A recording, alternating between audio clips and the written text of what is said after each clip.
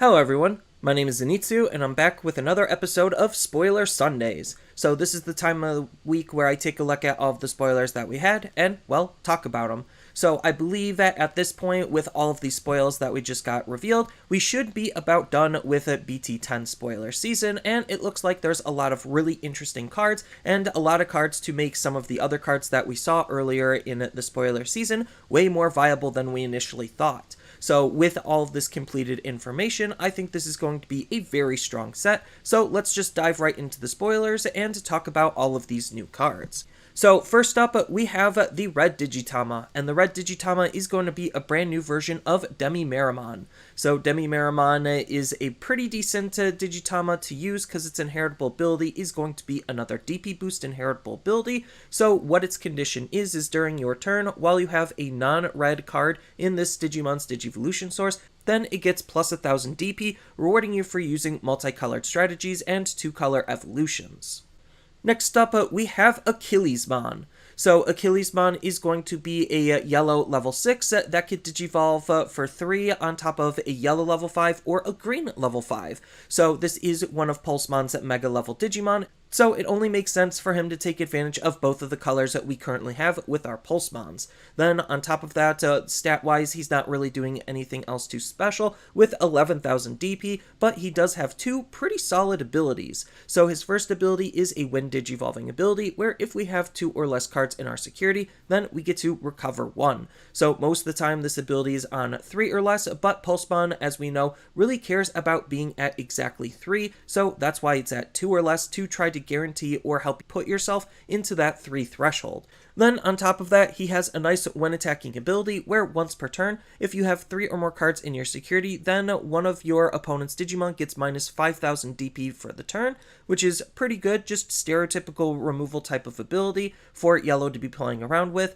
But it also has another condition where if you have 3 or fewer cards in your security, then you get to gain 2 memory. Then if you're at exactly 3, then you get both of those abilities. So just the utility on how we could utilize this card in a Pulsemon deck already makes him a really interesting card to be playing around with. And then we even have his option card as yellow's big removal for the set. So what this card is doing is it's going to be an 8-costed yellow option card with the alternative play cost where if we have a Pulsemon or a Digimon with Pulsemon in a Digimon's Digivolution source, then we get to use this card ignoring its color requirements, allowing us to also use this in green and potentially other colors as well. So that's already pretty spicy because its main ability isn't bad for being a 8-costed option card.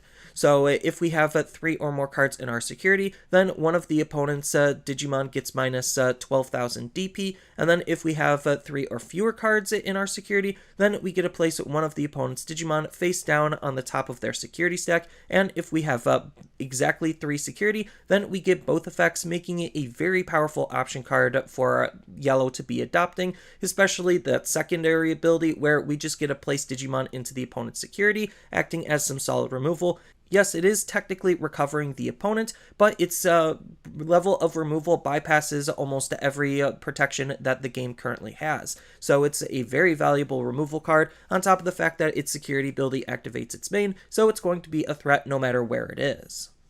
Next, we have a new version of Sunflowmon. So Sunflowmon is going to be a green level 4 Digimon. Stats aren't anything too special. It is on the weaker side compared to a lot of other level 4s, but that's okay because its when Digivolving ability allows us to suspend one of our green Digimon to play one Digimon with 3000 DP or less with the vegetation, plants, or fairies in its traits from our hand for free. So just digivolving up into this could grant you an extra body, and that seems to be the whole theme of what green in this set is all about, is just having your Digimon suspended and getting extra bodies and extra value out of your cards.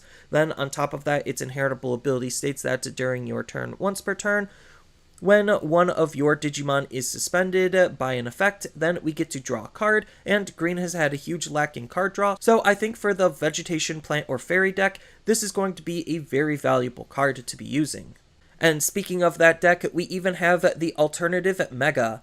So the alternative mega is going to be a new version of Lotusmon. Lotusmon, stat-wise, isn't doing anything special for a level 6 green Digimon, but it does have two pretty decent abilities. So its first ability is a when digivolving ability, so when we go up into this card, we get to suspend one of the opponent's Digimon, then that Digimon doesn't unsuspend during the opponent's unsuspend phase. So it kind of acts as one of those stunlock type effects that we saw in the past in the form of Mega Gargamon and Dino Rexmon to just try to keep the opponent having a suspended Digimon.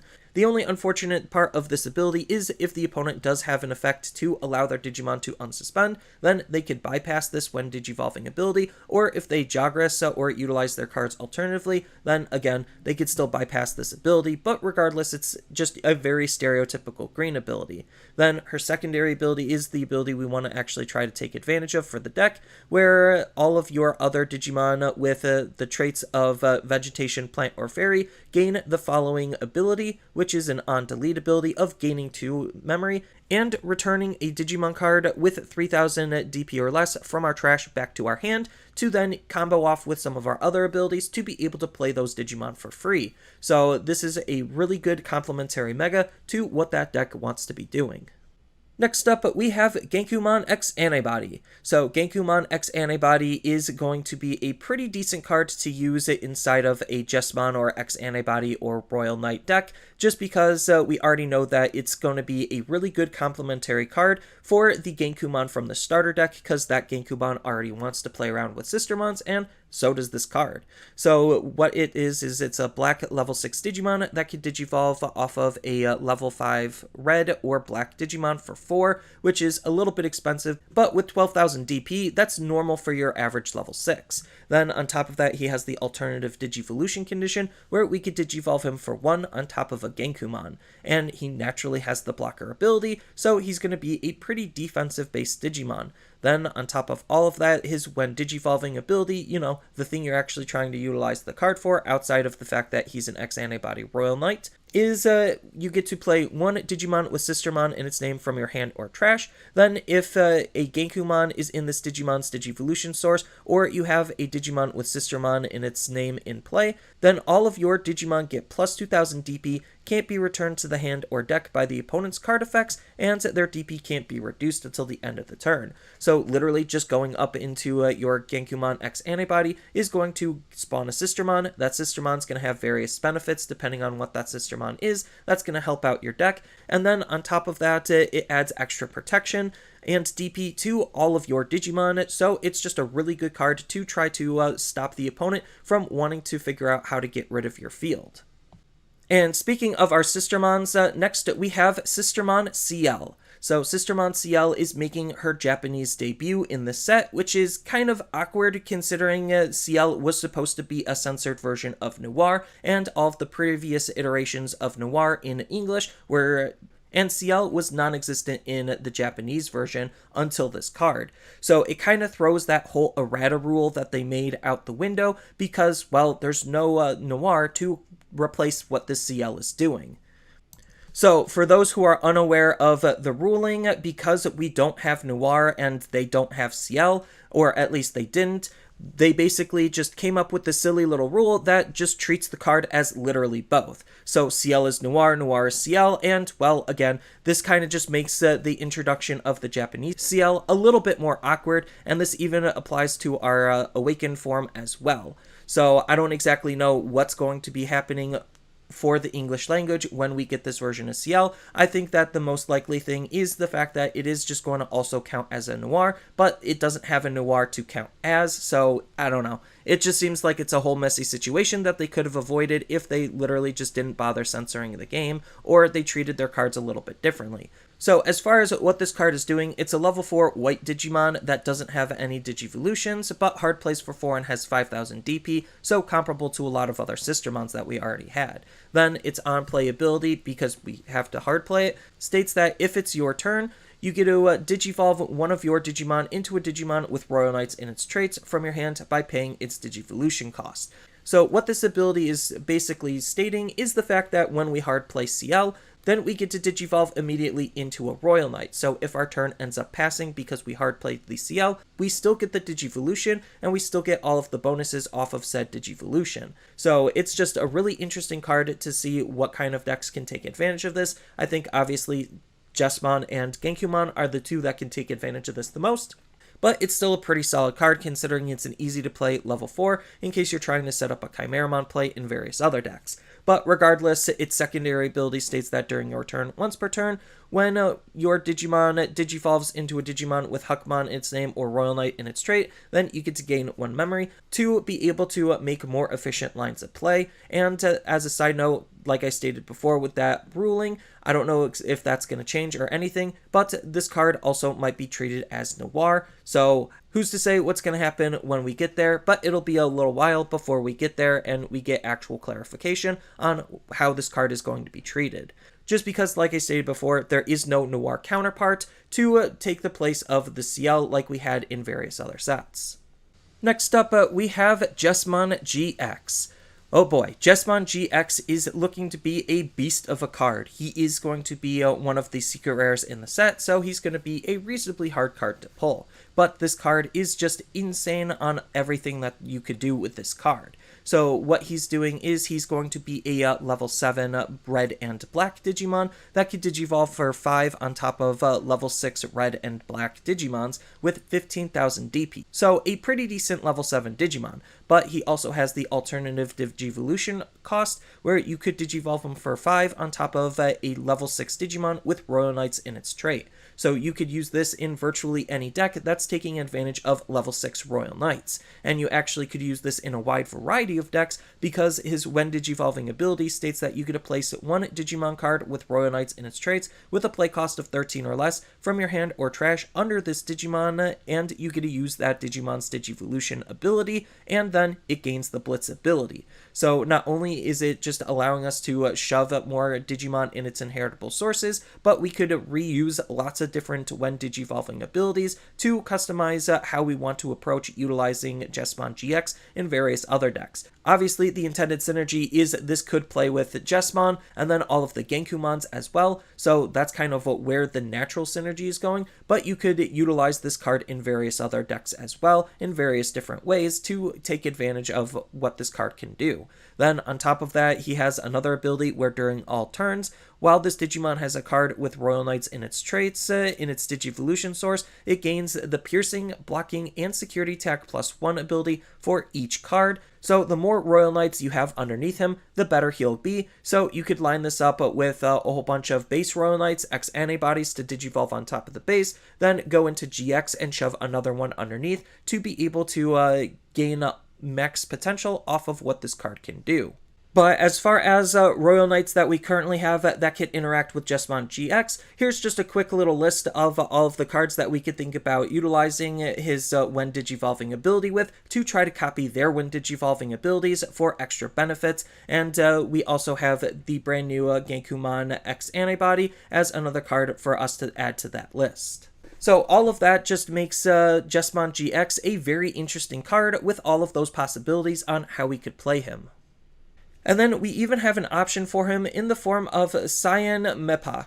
So what this card is doing is it's a 3-costed white option card where while we have a Digimon with Royal Knights and its traits in play, then we get to use this card ignoring its color requirements. So it could go into any Royal Knight based deck, and what it's doing is it's allowing us to use its main ability to unsuspend one of our Digimon.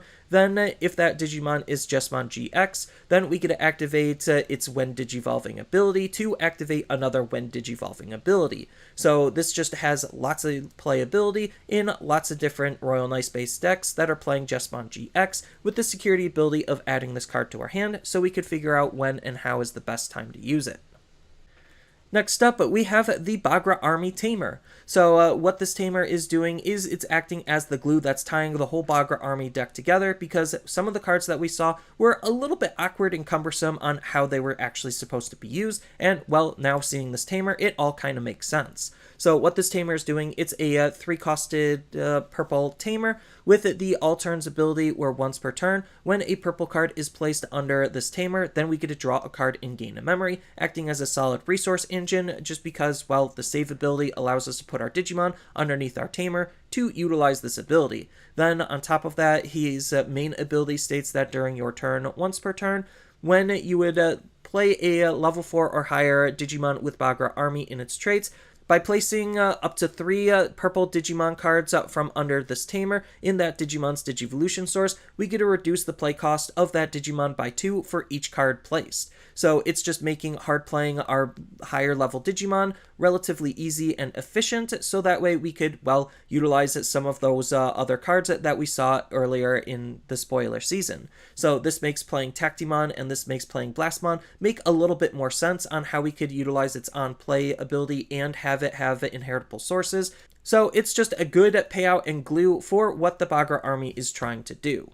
And speaking of Bagra Army, next we have Soundbirdmon. So this new version of Soundbirdmon isn't really doing anything too special stat-wise for being a purple level 3 Digimon, but it does have a good when attacking ability, where by placing 1 purple Digimon from our hand to the bottom of one of our Tamers, we get to draw a card, not only fueling our Tamer to use in combination with some of the other cards he wants to be playing with, but also allowing us to replace the card that we tucked under for extra consistency. Then it has the on-delete ability of save, so when he gets deleted for attacking because he has some rather low DP, then he's going to go underneath our Tamer, essentially already setting up our Tamer with 2 possible sources for us to use for other Digimon. Then it has the Bagra Army inheritable ability, where during the opponent's turn, when this card is trashed from the Digivolution source by card effect, then you get to gain 1 memory, which is the whole shtick on what Bagra Army's inheritables are trying to do, is control and limit some of the opponent's actions. And then to round out what we got for our purple, we have a new version of Tokomon. So Tokomon is going to be the purple Digitama of the set, and its inheritable ability is pretty decent, where during the opponent's turn, when this card is trashed from the Digivolution source by card effect, so it's supposed to be playing with how Bagra Army wants to be played, then we get to draw a card, acting as a good draw engine for the Bagra Army deck. Next up, we have Spartamon. So Spartamon is not only a Cross Hearts card, but it's also a Legend Arms card, so Legend Arms is getting a little bit of support inside of the set.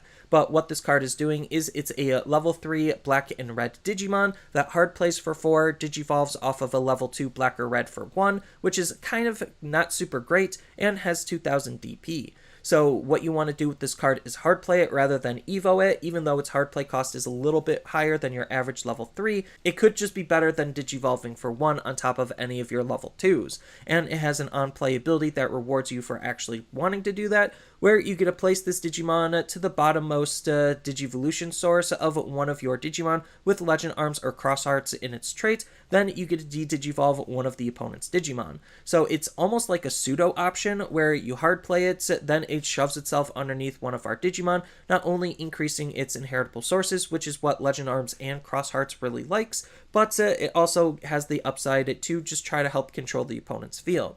Then what this card is doing as an inheritable skill for us to use its on-play ability with is when attacking once per turn, we get to reveal the top 3 cards of our deck, and then we get to add 1 card from among them with Legend Arms or Cross Hearts in its traits into our hand, and then the rest go to the bottom. So when we utilize our higher level Digimon with this card, then it's going to be acting as a solid resource engine to try to make sure that we'll always have cards in our hand to be able to play.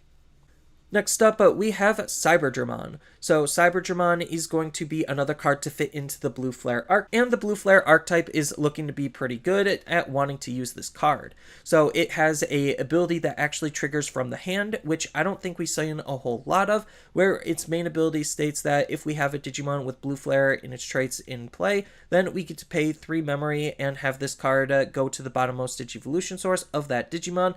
Then we get to unsuspend that Digimon. So not only is this an ability that's triggering from our hand, so the opponent can't necessarily stop or react to it, but the ability also allows us to just increase our inheritable sources on our Blue Flare, which is something Blue Flare wants to do anyway. And on top of that, unsuspending the Digimon is something very classic to Blue, to be able to multi-swing with our cards to help push the overall aggression. Then its inheritable ability states that during all turns, as long as the opponent has 2 or more Digimon in play, then this Digimon gains plus 1000 DP, acting as a solid DP boost with the ability that we're utilizing from our hand.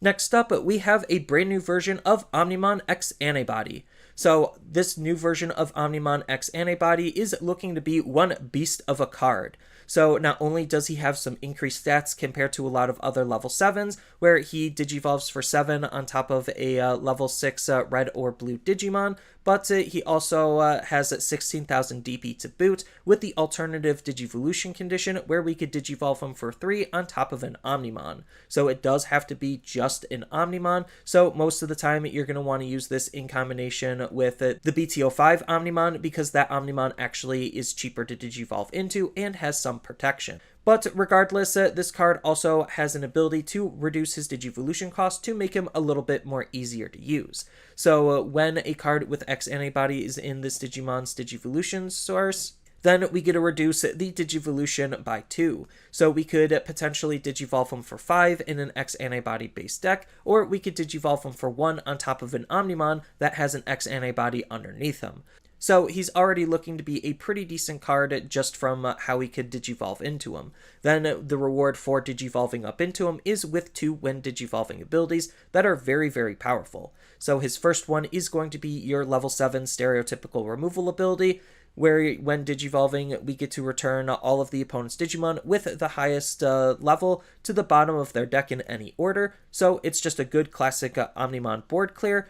And then his second when digivolving ability also could trigger when we attack with the card, where once per turn, we get to return 1 X Antibody or level 6 Digimon from this Digimon's digivolution source to the bottom of our deck to reveal all of the opponent's security, and then trash 1 card from among them, and then the rest gets put back face down and then shuffled. So the fact that this card just on swing not only gives us the information on what could possibly be in the opponent's security, which is huge because we could evaluate how we want to aggress onto the opponent knowing that type of information, but we get to pick the most dangerous card from among it and get rid of it, so that way our swings are even safer, so that way we could aggress even harder onto the opponent, making this a absolute beast of a card. Next up, we have a new version of Monotomon. So this Monotomon is going to be another digging tool for the Dark Knight and Twilight decks to want to try to adopt. So what its on-play ability states is we get to reveal the top 4 cards of our deck, add 2 cards with their names containing Nightmon or Deadly Axemon that are black or with Twilight in their traits from among them into our hand, and then the rest go to the bottom in any order. So it's just looking for our Nightmon pieces and our Twilight pieces to try to make whatever deck we're utilizing him in a little bit more consistent. And then the last card that we got spoiled is going to be Nene. So Nene is going to be that Twilight Tamer that we've been waiting for, and it's another card to want to use in that Nightmon deck that seems to be forming out of her. So she has an on-play ability where we get to reveal the top 4 cards of our deck, add 1 card that contains Nightmon or Deadly Axemon or with Twilights in its traits into our hand, and then the rest go to the bottom. So she's doing something very similar to Monotomon, where she's just allowing us to dig for our parts and pieces. Then on top of that, she has an ability that triggers during the opponent's turn, where all of your Digimon whose names contain Dark Nightmon or Twilight in their traits gain the blocker ability to allow our Dark Nightmons to even be defensive and our other Twilight-based cards to want to be defensive as well. And she even has an on-delete ability where we gain 2 memory in case the opponent is wanting to try to pop our Tamer. But that's all of the spoilers that we got this week, and I think the set is going to be a pretty fun and interesting set. This is the first time Digimon is actually leaning a little bit harder into hardcore archetypes, so I'm curious to see if that trend is going to continue, or if it's just going to be for more specific instances like these armies that we saw. It's still looking to be a very fun set with lots of different possibilities for new decks to be made, and allowing us to use lots of old cards in new and interesting ways. So that's all I really have for this video. As always, feel free to tell me your thoughts down in the comments below, and down in the description below are a couple of different ways you could support me and the channel. So I do have a TCG Player affiliate link, so when you use that link to buy cards off of TCG Player, then some of that money will go to supporting me and the channel. I also do make and sell playmats over on Overcard Gamers on Facebook, so when you buy a playmat with my design, then some of that money will also go to help supporting me and the channel. And on top of all of that, I do have a Twitch account over on twitch.tv/Zenitsu, so giving me a follow and a subscription also helps support me there, and I do play Digimon on top of various other games on that platform as well. So thank you everyone for watching, and as always, don't forget to like, share, and subscribe for more content, and I'll see you in the next video.